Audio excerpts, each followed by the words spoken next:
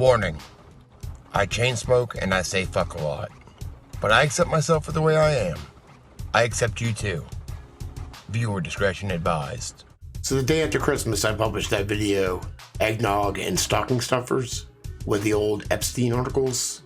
One of the articles I referred to, The Mystery of Ghislaine Maxwell's Secret Love, revealed the unlikely romance between a business spy and the crooked financier's favorite daughter.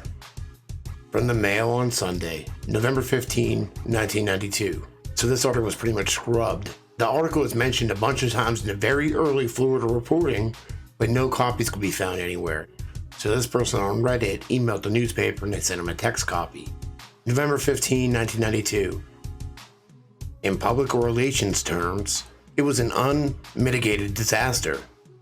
Ghislaine Maxwell, the youngest and most pulchritudinous, I looked it up, it's something like that at least, of the disgraced tycoon's children, was photographed boarding Concord to return to her adopted city, New York.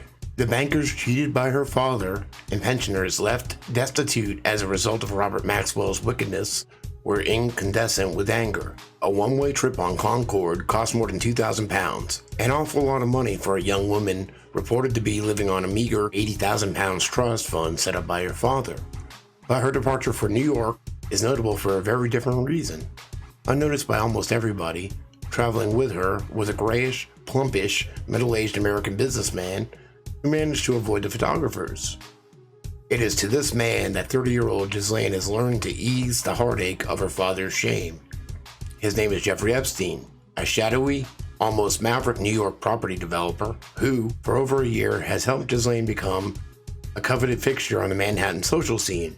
During the last year, say friends, she has fallen in love with him, and the couple are inseparable, despite the dubious fame of having been nominated as Cosmopolitan Magazine's Bachelor of the Month.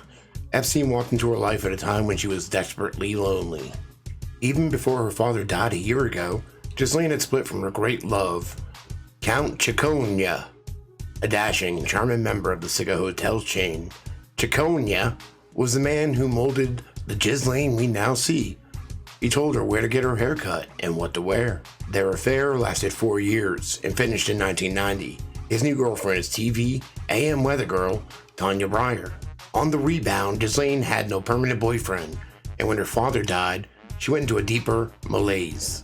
But by Epstein's side, Ghislaine is building respectability in New York, which would be impossible in London, where the wounds created by her father cut deepest. In New York, they adore the progeny of felons as much as the felons themselves. Epstein is the key. A fortnight ago, who the fuck talks like this? They were at a restaurant opening in Manhattan. Ghislaine was billed as a celebrity invitee. She's also a regular guest at his Upper East Side apartment. His most public association with Ghislaine came, pointedly, when he sat next to her and her mother, Betty, at a tribute dinner at the Plaza Hotel last year in New York, in Robert Maxwell's memory. This was, for Ghislaine, the first step in publicly announcing her deep affection for him. And yet, like much associated with the Maxwell clan, little is known about Epstein. One outrageous story links him to the CIA and Mossad. Maybe not so outrageous. Another, that Epstein was a concert pianist. Yet another, that he was a math teacher at an exclusive girls' school. The most intriguing rumor is that he was a corporate spy hired by big businesses to uncover money that had been embezzled. But what is the truth about him? Like Maxwell, Epstein is both flamboyant and intensely private. His telephone number is listed under the name Jeffrey Edwards. The doorbell at his home on East 69th Street simply carries the initials JE. Any request to speak to Jeffrey Epstein is met with a reply from a male voice. He may be here, or he may not. Who wants to know? Ghislaine lived in a $500 a week one-bedroom apartment on the Upper East Side close to Jeffrey's home, but a fortnight ago, she was reported to have moved to a cheaper studio apartment. His friends say Epstein's social rise has been accompanied by a remorseless attraction to well-connected, rich, and beautiful women. One of his first notable dates was Nikki Haskell, a former TV talk show hostess who met him 6 years ago. Haskell was giving some of the most prominent parties in New York, and Epstein, who lived close by, became a regular guest.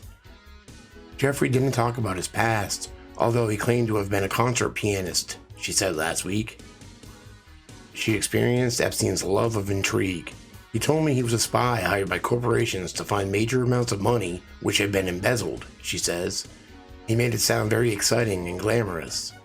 Epstein escorted Haskell to the annual Best Awards in New York, a meretricious event celebrating the best-dressed people in America. Haskell said, in the middle, Jeffrey got up and said, "I have to go." When I asked him why, he said, "Just look at me as a doctor who has to make a house call." Who was he meeting at midnight on Saturday?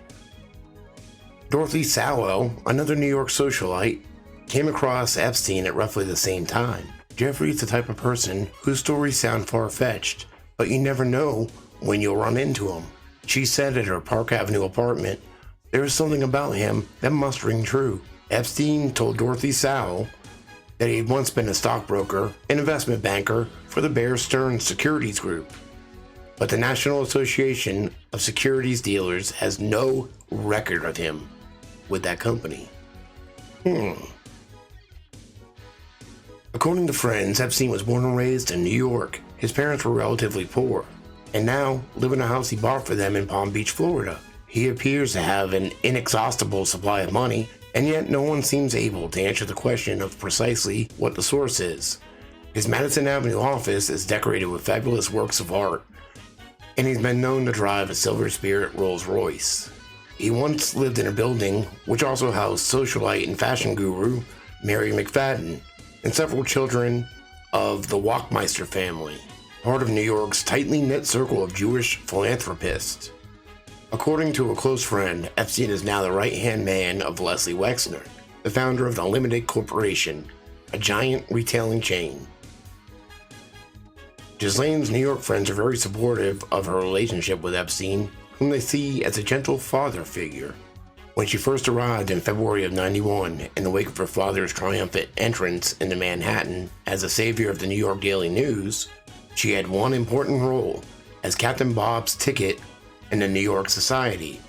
She accompanied him to all the right parties and helped to woo the Kennedy clan. When Kerry Kennedy, Robert Kennedy's daughter, was married, Ghislaine was a guest.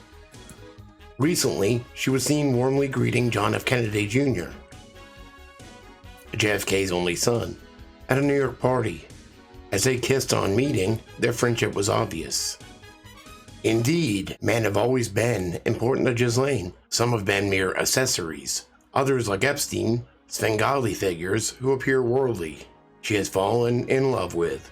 Jeffrey is much more like her father, said one friend. But what he is, property developer, concert pianist, math teacher, corporate treasure hunter, stockbroker, merchant banker, or globe-trotting businessman, a friend laughed.